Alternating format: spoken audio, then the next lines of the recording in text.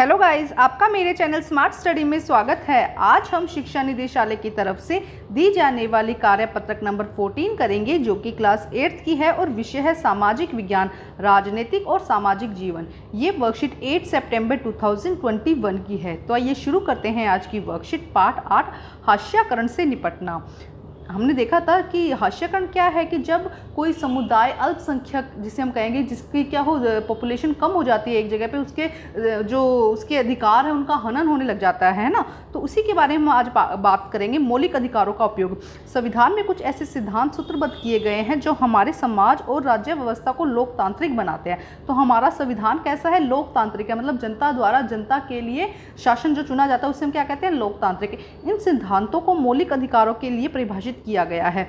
यह हमारे संविधान का एक महत्वपूर्ण हिस्सा है। ये अधिकार सभी भारतीयों को समान रूप से उपलब्ध है और इसके अंदर ये कहा गया है कि जो भी हम भारतीय हैं उनके सारे अधिकार समान है, चाहे वो अल्पसंख्यक हो या क्या हो, मेजर उनकी जो पॉपुलेशन है ज़्यादा हो चाहे उनकी पॉपुलेशन कम हो, उस समुदाय की सभी को क्या दिए गए हैं? समान अधिकार दिए गए हैं। जहाँ तक हाशिए तबकों की बात है, उन्हें इन अधिकारों को दो तरह से इस्तेमाल कर सकते हैं। वो अपने अधिकार किस तरह से? दो तरीके से इस्तेमाल कर सकते हैं। कि कौन कौन से हैं? पहला, अपने मौलिक अधिकारों पर जोर देकर उन्हें सरकार को अपने साथ हुए अन्याय पर ध्यान देने के लिए मजबूर कर सकते हैं। वो क्या कर सकते हैं? अगर उनके साथ कोई अन्याय हो रहा है तो वो इसकी बात सरकार तक पहुंचा सकते हैं। सरकार तक अपने जो भी अधिकार है उनका प्रयोग करके वो क्या कर सकते हैं? सरकार तक इस बात को पहुंचा सकते हैं और सरकार को मजबूर कर सकते हैं कि वो उनका साथ दें। और दूसरा, उन्हें इस बात के लिए दबाव डाला है कि सरकार उन कानूनों को लागू करे। कई बार हाशिए तबकों के संघर्ष की वजह से ही सरकार मौलिक अधिकारों की भावना के अनुरूप कुछ नए कानून बनाती है। तो अब इसके लिए सरकार ने क्या किया? अल्पसंख्यकों के लिए कुछ अलग कानून बना दिए गए, जैसे कि रिजर्वेशन। अब क्या कर दिया गया? क्योंकि उनकी संख्या कम थी इसलिए उन्हें ज़्यादा अपॉर्चुनिटी मिली, इसीलिए क्या बना दिया गया? रिजर्वेशन के काम हो गए। तो इसीलिए सरकार क्या करती है? कुछ नए कानून बना देती है जिससे कि क्या हो, जो कि मौलिक अधिकार, हालांकि देखो जब जॉब की बात आती है या कहीं पर भी बात आती है तो सब बराबर है, लेकिन जैसे कि कुछ कोटा निकाल दिया जाता है ना, तो ये क्यों किया जाता है? क्योंकि उनको उभार सके, उनको क्या कर सके? अच्छी अपॉर्चुनिटी मिल सके। ठीक है, अब देखते हैं संविधान 17 के अनुसार क्या है। अनुच्छेद 17 के अनुसार देखिए, अस्पृश्यता और छुआछूत का उन्मूलन किया जा चुका है। इसका मतलब यह है कि अब कोई भी व्यक्ति अनुसूचित जातियों को पढ़ने, मंदिर में जाने, सार्वजनिक सुविधाओं का इस्तेमाल करने से नहीं रोक सकता है। तो जो संविधान के अनुच्छेद 17 है उसके अंदर क्या है कि जितनी भी अनुसूचित जातियाँ हैं उसमें कोई भी व्यक्ति को पढ़ने के लिए नहीं रोका जाएगा, मंदिर जाने से नहीं रोका जाएगा, सार्वजनिक सुविधाएं जो भी मिल रही है उसका इस्तेमाल करने से नहीं रोका जाएगा। इसका मतलब यह है कि छुआछूत गलत है। लोकतांत्रिक सरकार इस तरह के आचरण को बर्दाश्त नहीं करेगी। अब अस्पृश्यता एक दंडनीय अपराध है। अब देखते हैं अनुच्छेद 15 में क्या कहा गया है कि भारत के किसी भी नागरिक के साथ धर्म, नस्ल, जाति, लिंग या जन्म स्थान के आधार पर कोई भेदभाव नहीं किया जाएगा। तो 17 के आधार पर क्या है कि कोई भी भेदभाव नहीं किया जाएगा। अगर कोई अनुसूचित जाति से कोई व्यक्ति है तो वो क्या है, उसे पढ़ने के लिए, मंदिर जाने के लिए, सार्वजनिक सुविधाओं के लिए इस्तेमाल के लिए कोई नहीं रोक सकता। और 15 में क्या कहा गया कि किसी भी जाति धर्म का व्यक्ति है उसके साथ कोई भेदभाव नहीं किया जाएगा। समानता के अधिकार का हनन होने पर अनुसूचित जाति इस प्रावधान का सहारा ले सकते हैं। अगर किसी भी अनुसूचित जाति को लगता है कि उनके साथ समान व्यवहार नहीं हो रहा है तो वो इसकी आगे कंप्लेन भी कर सकते हैं और इसके नियम के अंतर्गत। अब देखो आगे क्या कहा गया है। इसी तरह अल्पसंख्यक समुदायों के संविधान में दिए गए मौलिक अधिकारों का सहारा लिया जाता है। उन्होंने धर्म और सांस्कृतिक शैक्षिक अधिकारों की स्वतंत्रता के अधिकार पर भी जोर दिया है। देखो क्या किस तरह से हम कर सकते हैं इसको। देखो, जहाँ तक सांस्कृतिक और शैक्षिक अधिकारों का प्रश्न है, मुसलमान और पारसी आदि सांस्कृतिक धार्मिक समूहों को अपनी संस्कृति की सुरक्षा का अधिकार मिला हुआ है। तो जो मुसलमान हैं या जो पारसी लोग हैं उन्हें अपनी संस्कृति, उन्हें ज़रूरी नहीं है कि जो ज़्यादा समुदाय है उनके साथ ही इंक्लूड होना, उन्हें क्या है, अपनी संस्कृति को भी बचाए रखने का मौका या अधिकार मिलता है। इस तरह विभिन्न प्रकार की सांस्कृतिक अधिकारों की व्यवस्था करके संविधान में ऐसे समूहों को सांस्कृतिक न्याय देने का प्रयास किया है। तो इस तरह सरकार ने क्या किया, सभी को सांस्कृतिक अधिकारों की व्यवस्था करके उन्होंने क्या किया, सभी को समान देने का वो किया कि सभी के साथ समान व्यक्ति के जैसा व्यवहार हो, तो सांस्कृतिक न्याय देने का प्रयास किया है।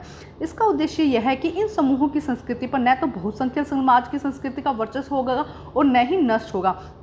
अब इसका मतलब है कि देखो बहुसंख्यक मतलब कि जिनकी आबादी ज़्यादा है उनके समुदाय की संस्कृति पे भी ना कोई फ़र्क पड़ेगा और ना ही क्या होगा, उनको भी ऐसा नहीं लगेगा कि भाई हमारी संस्कृति में भी दिक्कत आ रही है, उनकी संस्कृति भी चलती रहेगी।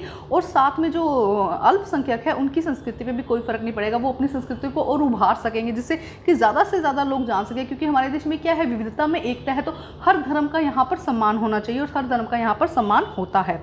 अब सामाजिक न्याय को प्रोत्साहन देखो क्या है। संविधान को लागू करने के लिए राज्य सरकार और केंद्र सरकार ये दोनों ही क्या कर रही हैं, अपने आप से ये कोशिश कर रही है कि सबके साथ क्या हो, समानता का व्यवहार हो। तो राज्य सरकार और केंद्र सरकार जनजातीय आबादी वाले या भारी अनुसूचित आबादी वाले इलाकों में विशेष प्रकार की योजनाएं लागू करती है। अब देखो जहाँ पे भी क्या है, अनुसूचित जाति हैं, अनुसूचित जनजातियां हैं, वहाँ पे जो सरकारें हैं वो क्या करती है, भारी योजनाएं लागू करती हैं। उदाहरण के लिए कई स्थानों पर अनुसूचित जातियों और आदिवासियों को सरकार की ओर से मुफ्त या रियायतों दरों पर छात्रावास की सुविधा उपलब्ध कराई जाती है। अब जहाँ पे भी अनुसूचित जातियां या आदिवासी लोग हैं तो वहाँ पर सरकार की तरफ से क्या करवाई जाती है, छात्रावास की, हॉस्टल की फैसिलिटी करवाई जाती है, जिससे कि वहाँ के जो छात्र हैं या जो छात्राएं हैं वो ज़्यादा से ज़्यादा पढ़ सके, उन्हें ज़्यादा सुविधाएं उपलब्ध हो सके, ताकि वे शिक्षा संबंधी सुविधाएं हासिल कर सके, जो कि मुमकिन है कि उनके इलाकों में उपलब्ध नहीं है। अगर वहाँ पर नहीं उपलब्ध तो सरकार उन्हें अपनी तरफ से उपलब्ध कराती है। इसके अलावा सरकार कानूनों का भी इस्तेमाल करती है ताकि व्यवस्था में निहित असमानता को खत्म करके ठोस कदम उठाए जा सके। अब सरकार क्या करती है, कुछ कानून है उसमें चेंजेस लाकर भी क्या कर सकती है, उनके साथ क्या कर सकती है, असमानता जो चल रही है उसके व्यवहार को खत्म कर सकती है। आरक्षण, देखो आरक्षण इसमें से एक है। आरक्षण की व्यवस्था इसी तरह का एक महत्वपूर्ण कानून नीति है जिसके द्वारा शिक्षण संस्थानों, सरकारी नौकरियों में अनुसूचित जाति और आदिवासियों के लिए सीटों का आरक्षण किया जाता है। तो इसमें क्या किया जाता है, जो अनुसूचित जातियाँ हैं और जो आदिवासी तबका है उसके लिए क्या शिक्षण संस्थाओं में और सरकारी नौकरियों में क्या किया जाता है, कुछ सीटें आरक्षण कर दी जाती है कि ये सीटें इन्हीं को मिलेगी। तो इससे क्या होगा, देखो उनको क्या है, नई नई जो उपलब्धियां देने का अवसर दिया जा रहा है। तो ये थी आज की वर्कशीट। अब हम इसके करते हैं फटाफट क्वेश्चन आंसर, जो कि बहुत ही ज़्यादा आसान है। आश्रय तबके के लोग ऊपर दिए गए अन्यायों के विरुद्ध मौलिक अधिकारों का प्रयोग किस तरह से कर सकते हैं। तो हमने वर्कशीट में ही देखा, कहीं और जाने की जरूरत नहीं है। देखो हमने यहाँ से देखा है कि पहला तो क्या कर सकते हैं, वो अपने ऊपर जो अन्याय हो रहा है उस पर सरकार की तरफ, सरकार पर बताकर उसको क्या कर सकते हैं, अपनी तरफ मजबूर कर सकते हैं कि सरकार उनकी बात सुने। और दूसरा क्या है कि सरकार इन कानून को लागू करे। कई बार हाशिए के संघर्ष इस वजह से सरकार के मौलिक अधिकारों की भावना के अनुरूप नए कानून भी बनाने पड़ गए हैं। कई बार ज़्यादा जब उनका हनन हो रहा होता है उनके अधिकारों का, तो कुछ नए कानून भी बनाने पड़ सकते हैं। ठीक है, तो ये हो जाएगा फर्स्ट क्वेश्चन का आंसर। हम देखते हैं क्वेश्चन नंबर 2। सरकार और केंद्र सरकारें जो राज्य हैं सामाजिक न्याय को किस प्रकार प्रोत्साहित करते हैं। तो देखो अभी हमने पढ़ा था किस तरह से करते हैं वो कुछ राज्य। यहाँ से देखो राज्य सरकार और केंद्र सरकारें जनजातीय आबादी वाले स्थानों पर क्या करते हैं, नई योजनाएं लागू कर लेती हैं। इसके अलावा देखो यहाँ से यहाँ पे लिख देंगे, इसके अलावा सरकार कानूनों की भी व्यवस्था करती है ताकि उनमें निहित असमानता को खत्म करने के लिए ठोस कदम उठाए जाए। अगर आप एग्जाम्पल भी लिखना चाहते हैं तो ये छात्रावास वाला एग्जाम्पल और ये आरक्षण वाला एग्जाम्पल भी आप यहाँ पर लिख सकते हैं। तो सेकंड क्वेश्चन के 2 पार्ट हो जाएंगे। फर्स्ट तो योजनाएं लागू करती है और सेकंड क्या हो जाएगा, असमानता को खत्म करने के लिए क्या कर रहे हैं, ठोस कदम उठाए जा रहे हैं। इसके लिए विभिन्न कानून भी बनाए जा सकते हैं। अब देखते हैं प्रश्न नंबर 3। देखो प्रश्न नंबर 3 में क्या है, संक्षिप्त पे टिप्पणी लिखनी है कि अनुच्छेद 15 में और अनुच्छेद 17 में क्या दिया गया है संविधान में।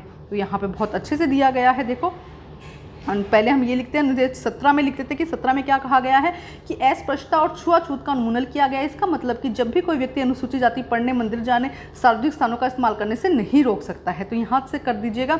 ठीक है, इसका मतलब यह है कि छुआछूत गलत है और लोकतांत्रिक सरकार के आचरण को बर्दाश्त नहीं करेगा।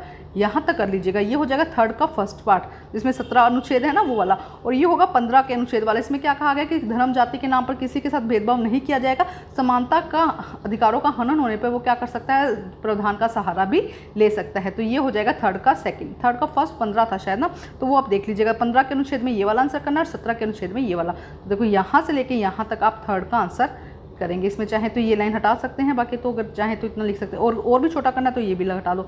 इतना आपको यहाँ से लेके यहाँ तक करना है। तो ये थी आज की वर्कशीट कंप्लीट करके अपने टीचर से चेक करवाइए और प्लीज़ मेरे चैनल को लाइक कीजिए, सब्सक्राइब कीजिए और शेयर कीजिए। Thank you guys.